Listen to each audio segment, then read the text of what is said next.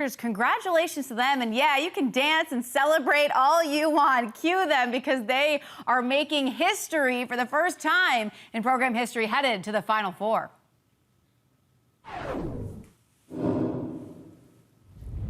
Time now for our big interview because Rutgers and Shane Knobloch, Rutgers midfielder, is doing big things. Shane, first, congratulations on making history.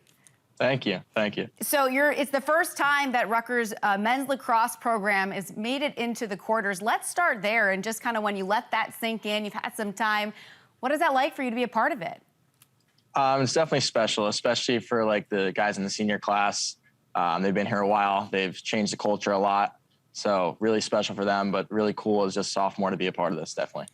Mentioned that changed culture. I mean, last year you broke the 17-year NCAA tournament drought for the Rutgers program. I mean, just to see the development and the building that is going on, how can you explain what you're seeing in this program? It's definitely special. It's something that's obviously never been done before. So it's pretty cool to be a part of it. And as I said, like this senior class definitely deserves it. All the guys deserve it. So. Let's go then against the big win that you guys had, upsetting Penn. You had 3 goals. First, just take me through your team's approach and how you were able to get that victory.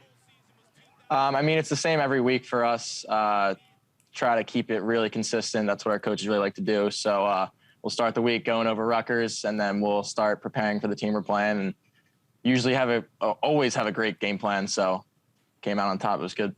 And you executed it very well. I mentioned those 3 goals. What did you feel like on that day, and how were your teammates helping you kind of accomplish that?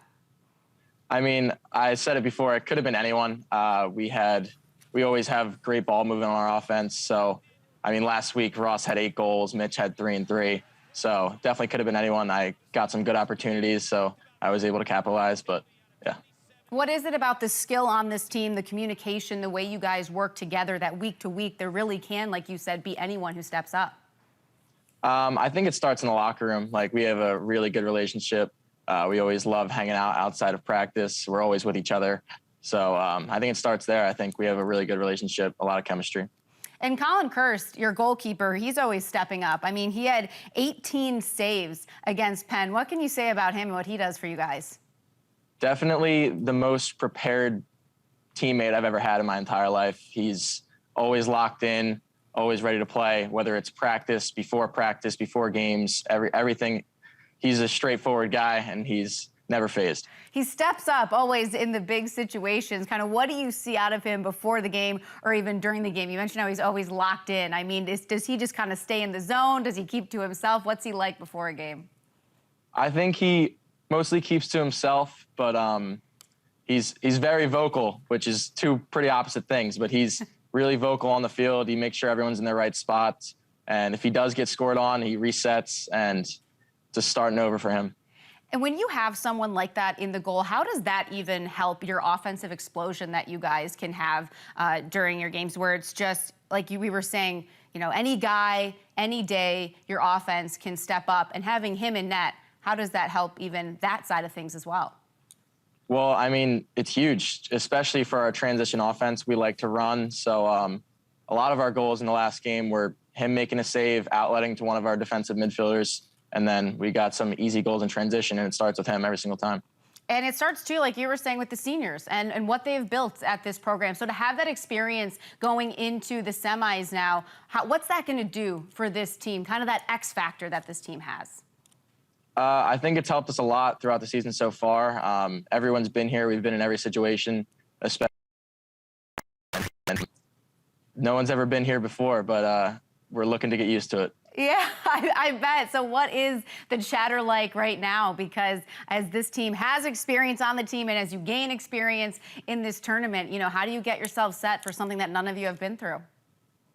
I think it's just comes back to consistency of the coaching staff. I mean, we have the same routine every single week, and we're not going to change now. So. And I want to mention, this is now the 2nd program this year, like at Rutgers, to make it to the semis. You're right there with the women's soccer team who made it in the fall. So what do you just feel about Rutgers athletics right now and to be able to say that? I think it's a great time to be a Scarlet Knight for sure. I mean, we got a lot of programs on the rise. You saw what baseball did, women's lacrosse just this spring. So I think it's definitely a good time to be here, and I'm glad to be here. So. Yeah, you mentioned it, baseball 2 seed in the Big Ten tournament as that gets underway. And I just really quickly want to finish with, I have to mention, you know, I went to Cornell, Shane, so I told you before, just take it easy on them, okay? Because don't break my heart. No, I wish you all the best. You guys are doing awesome. Keep doing what you're doing. Just want to say congratulations. Thank you so much.